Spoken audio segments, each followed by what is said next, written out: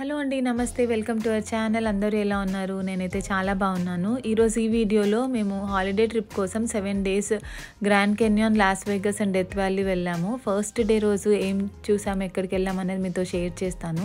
ఇప్పుడు almost afternoon అయింది, but ఇంకా స్టిల్ మూన్ అనేది కనిపిస్తుంది మౌంటైన్స్ పైన.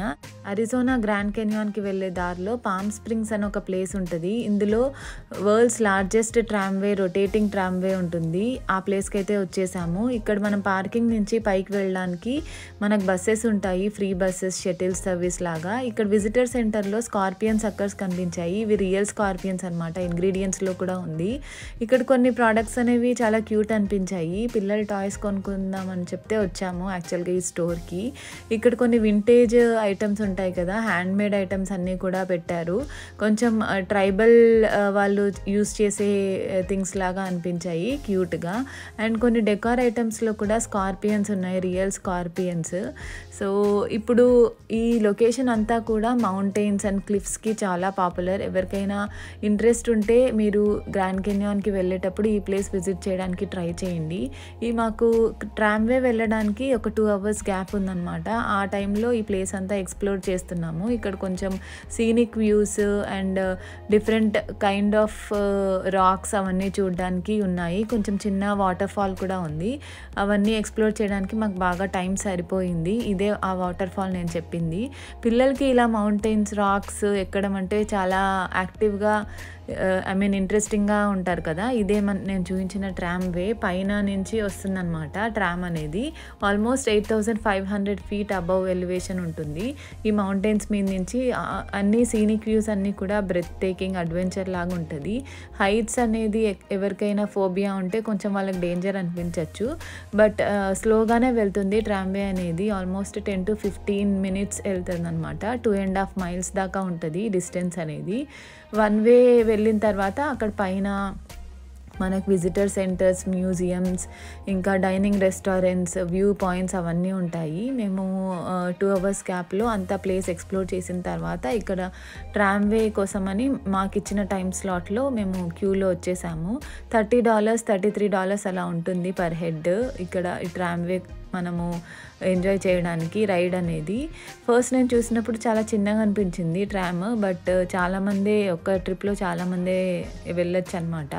సో నిలబడే వెళ్ళాలి. ఫస్ట్ మాకు తెలియదు ఇది రొటేట్ అవుతుందని చెప్పి. ఎక్కిన తర్వాత రొటేట్ అయ్యాక తెలిసింది.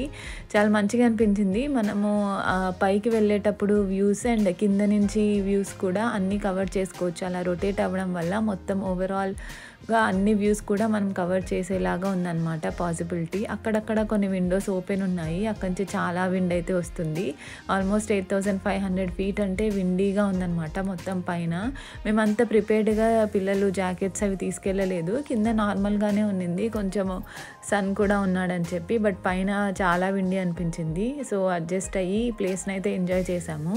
అంతా 8,500 feet నుంచి ఆ మౌంటైన్స్, ఆ ట్రీస్ అవన్నీ చూస్తున్నప్పుడు చాలా మంచిగా అనిపిస్తాయి. వెరైటీ ఆఫ్ రాక్ ఫ్లవర్స్, రాక్లో గ్రో అయ్యే ట్రీస్ అన్నీ కూడా కొంచెం డిఫరెంట్గా ఉంటాయి అన్నమాట.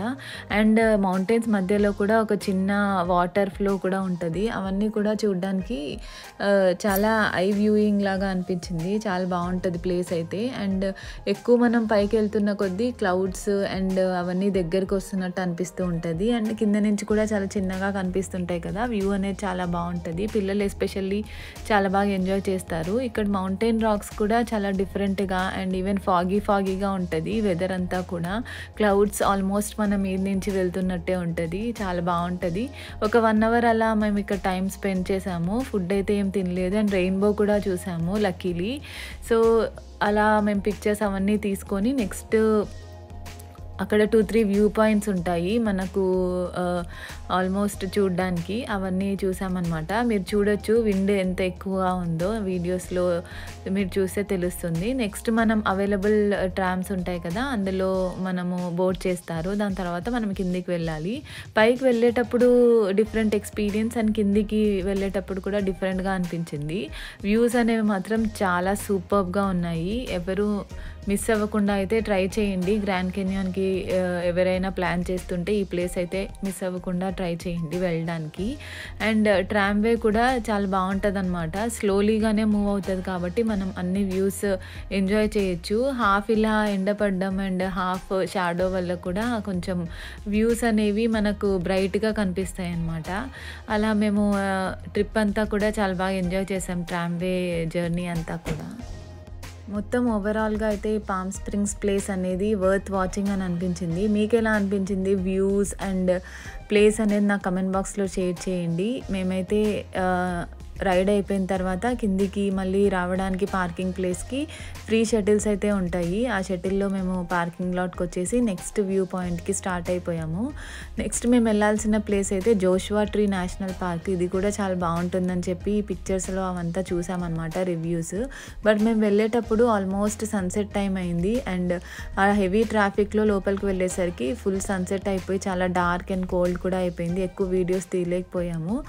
జస్ట్ మధ్యలో ఆన్ ద వేలో కొన్ని పిక్చర్స్ తీసుకొని మేము నెక్స్ట్ అరిజోనా గ్రాండ్ కెన్యాన్కి స్టార్ట్ అయిపోయాము. Thanks for watching and please like, share and subscribe.